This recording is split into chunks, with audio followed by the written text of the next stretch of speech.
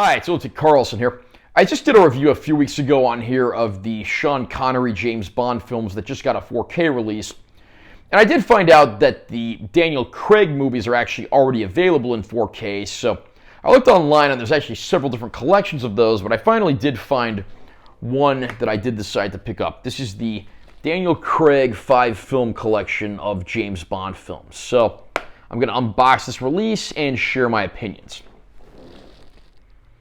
Now you see right there, this does include 4K discs, Blu-ray discs, and it claims to include digital codes as well. Got a list of the 5 films right there, and of course a shot of Daniel Craig.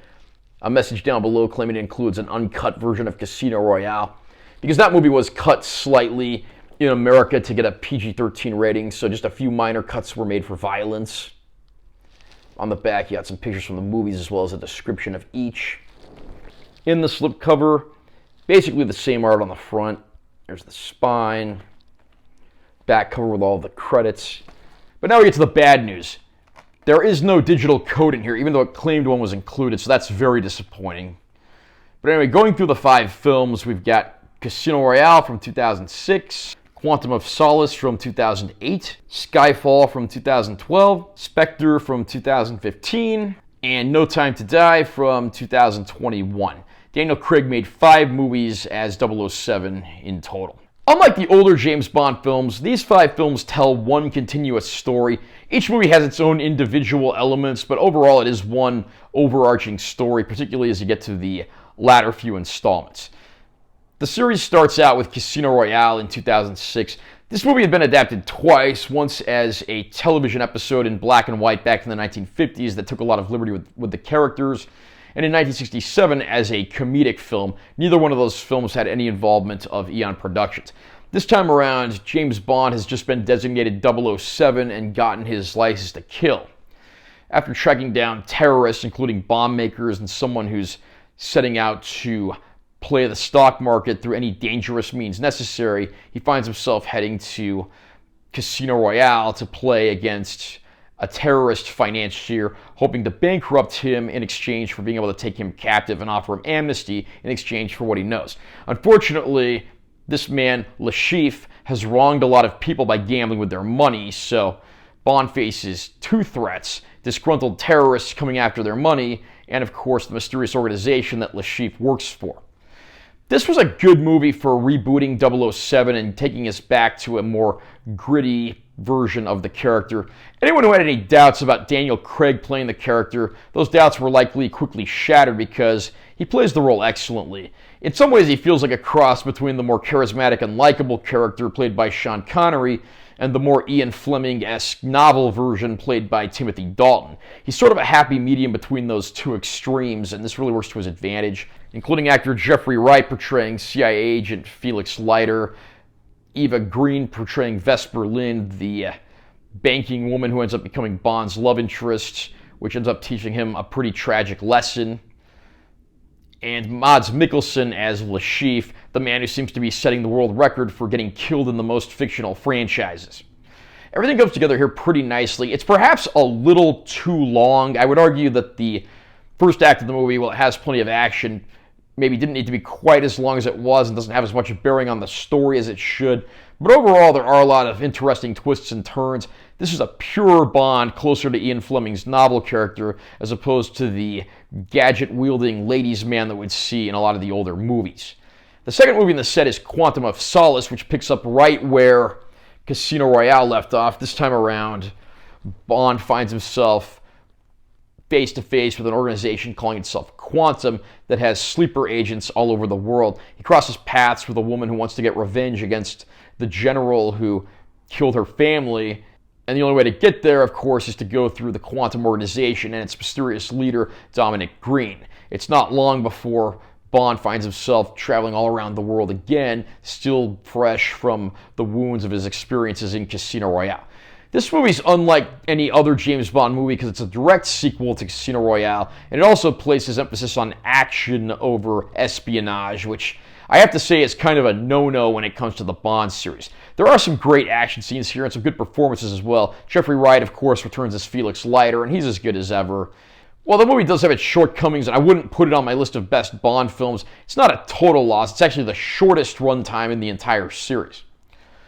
The third film in the set is Skyfall. Skyfall tries to bring together elements of the old Bond and the new Bond, and as such, it may be the strongest film of the five starring Daniel Craig.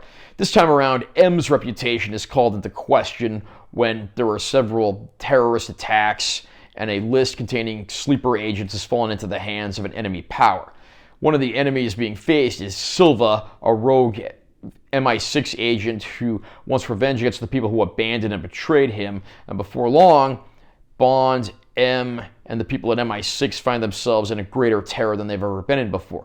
This movie also introduces the character of Mallory, who becomes the new M in the subsequent films, portrayed by veteran actor Ralph Fiennes. You probably know him best for playing Voldemort in the Harry Potter franchise.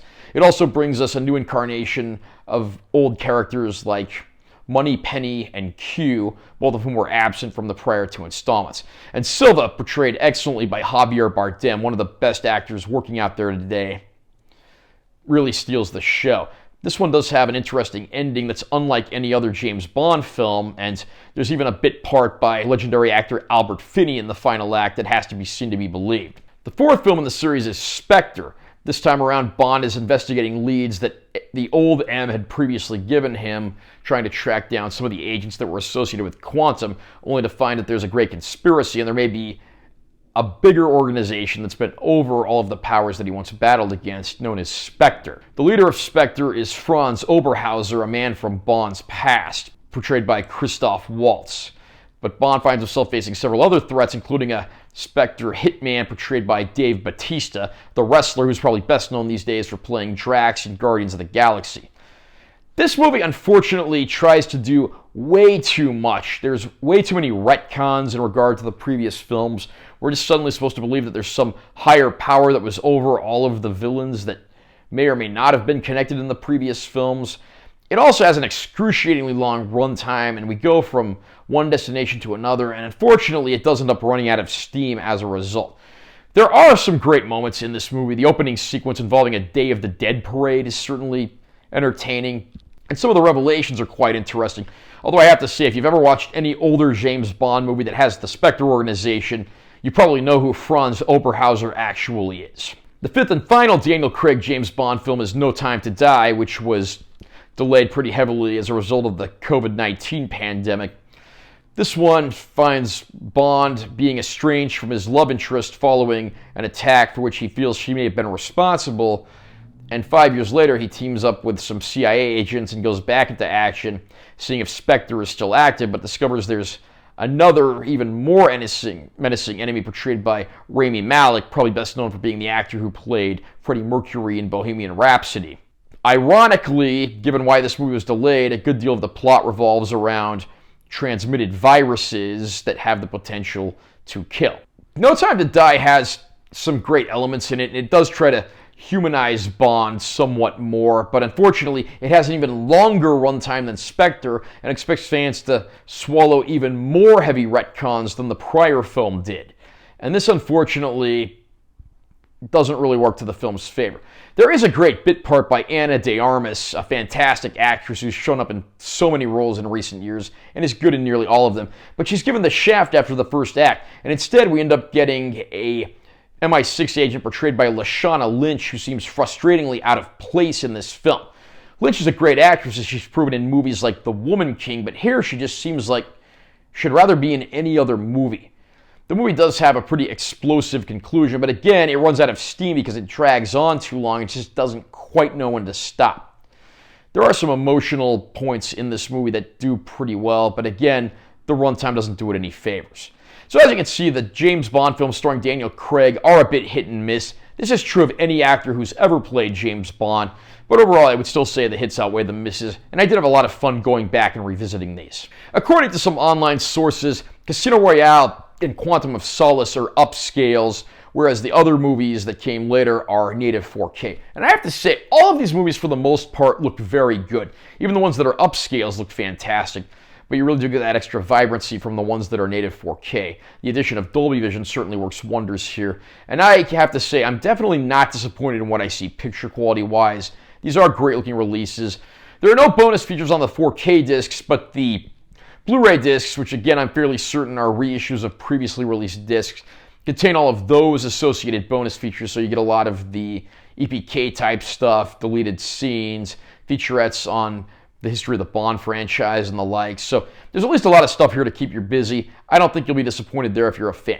If you're trying to figure out the best way to get the Daniel Craig James Bond films, I have to say this set probably is the best way to go. You definitely want to make sure you're getting a set that has all 5 movies and not one that only has the 4 and lacks No Time to Die, because there were a lot of sets put out of those 4 movies before No Time to Die came out, and they have art almost identical to this. So just make sure you're getting this set, which has the 4Ks, the Blu-ray copies, and 5 movies and not 4.